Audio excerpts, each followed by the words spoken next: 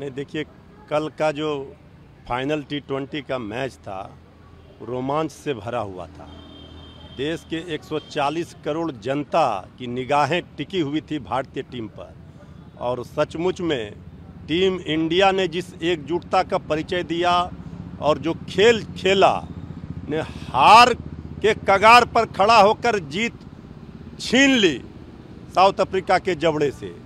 ये इसके लिए पूरे टीम इंडिया को हम बधाई देते हैं, शुभकामना देते हैं।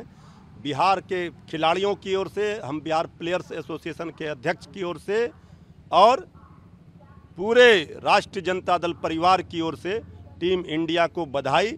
और रोहित शर्मा और विराट कोहली ने संन्यास का भी घोषणा किया T20 से। ये तो उनके जो चाहने वाले हैं उनको लगेगा दुख हुआ है, लेकिन उन्होंने सही समय पर, इससे बड़ा तोहफा वो देशवासियों को कुछ दे नहीं सकते थे। वो कप दिला करके विश्व चैंपियन भारत को बना करके तब उन्होंने संन्यास का घोषणा किया।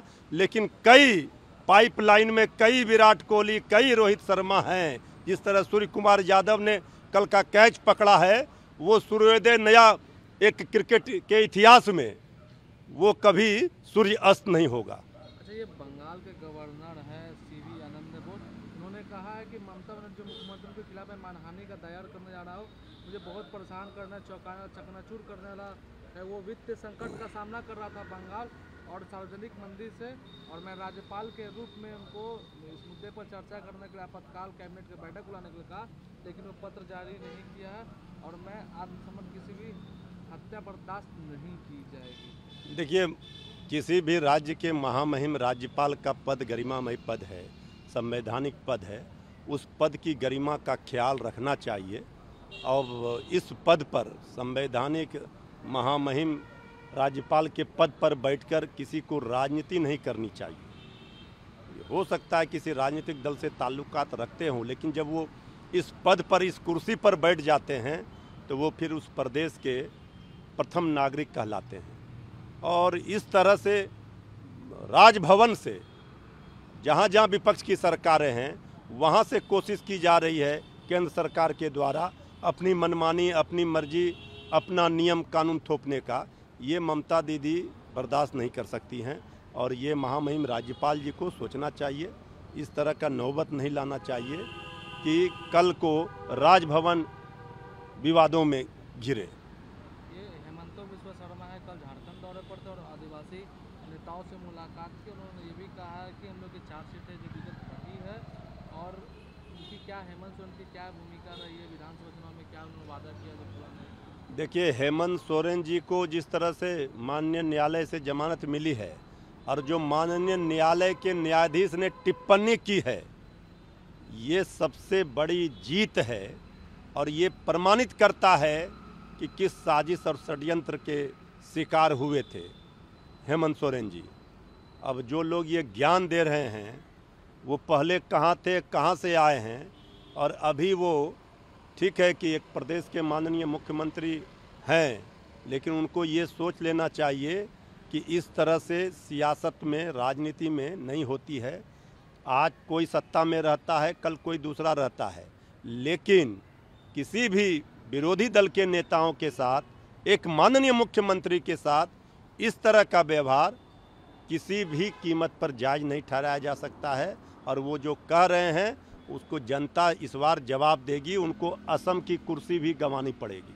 अरविंद केजरीवाल को 12 जुलाई तक न्यायिक हिरासत में जेल भेज दिया गया। देखिए, ये तो माननीय न्यायालय ने जो भी न्यायिक हिरासत में वो हैं, लेकिन जो भी हो रहा है ये जांच एजेंसियों के माध्यम से केजरीवाल जी को परेशान करने का, इसको सब जनता देख रही है।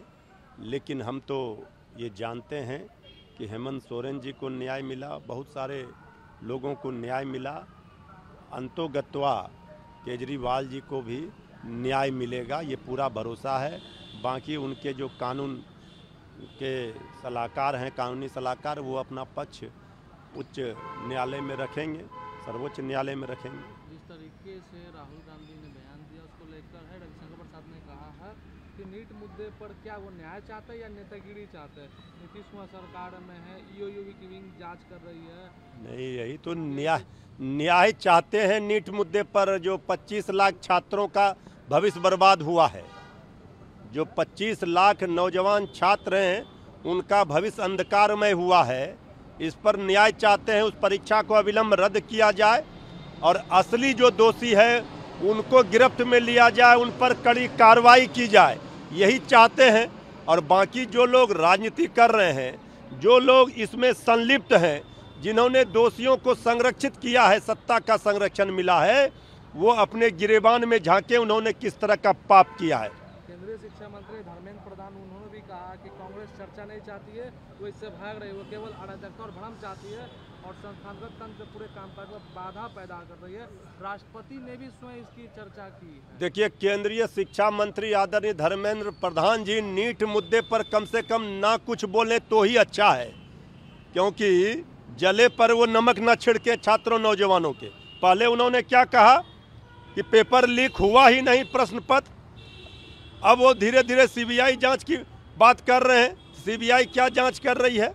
पहले तो शिक्षा मंत्री जी को इस्तीफा देना चाहिए, तभी वो कोई बात करें। सीधे तौर पर जिम्मेवार है, उनकी जिम्मेवारी बनती है, उनको जिम्मेवारी जवाबदेही से भागना नहीं चाहिए और इस्तीफा देना चाहिए नैतिकता के आधार पर। जदयू की राष्ट्रीय कार्यकारिणी की बैठक थी, जदयू ने संजय झा को है वो कार्यकारी अध्यक्ष। नहीं, देखिए, जेडीयू में तो बीजेपी के साथ सेतु का काम जो कर रहे थे वो बने हैं, मजबूत स्तंभ है बीजेपी के जेडीयू में।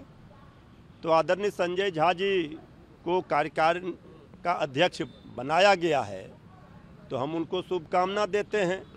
और जिस तरह से वो चल रहे हैं और आदरणीय नीतीश कुमार जी को जेडीयू को लेकर बीजेपी के साथ गए, अब जेडीयू को ही बीजेपी में विलय कराना बाकी रह गया है। बाकी सब चीज़ तो देख ही रहे हैं लोग। बिहार की जनता की बात नहीं हो रही है, मुद्दे की बात नहीं हो रही है। और बीजेपी ने जब आंख तरेरा और कहा कि 25 में मुख्यमंत्री का चेहरा बीजेपी का होगा, तो जेडीयू के अंदर भय समाया हुआ है और तरह तरह के प्रयोग कर रहे हैं। तेजस्वी यादव जी के दबाव में विशेष राज्य का दर्जा और आरक्षण का जो 65% है उसको 9वीं सूची में डालने की बात हो रही है। ये तो तेजस्वी यादव जी का मुद्दा था, जब सरकार में आए तो उन्होंने बढ़ाया। तो ये किससे मांग कर रहे हैं? ये सरकार में है, ये इनके भरोसे सरकार है, किंग मेकर की भूमिका में है, तो इसका फायदा जनता को कब मिलेगा ये न बताइए। इधर उधर की बात करके आंखों में धूल मत झोंकिए।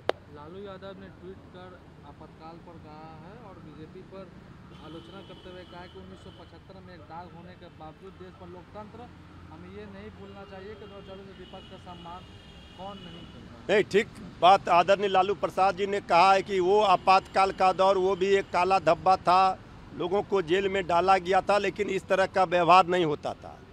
लेकिन आज जो स्थिति है पिछले 10 वर्षों से, उस आपातकाल से ज़्यादा खतरनाक है। आज की परिस्थितियों में जिस तरह से विपक्ष के नेताओं को साजिश और षड्यंत्र करके फंसाया जा रहा है, विपक्ष को बोलने नहीं दिया जा रहा है, लोगों की अभिव्यक्ति सदन में, लोकसभा में विपक्ष के नेता का माइक ऑफ कर दिया जा रहा है, किसी प्रदेश के माननीय मुख्यमंत्री को सीधे जेल में डाला जा रहा है, तो उस दौर के आपातकाल से ज़्यादा खतरनाक ये आपातकाल है। ये एहसास आदरणीय लालू प्रसाद जी ने भाजपा वालों को कराया है।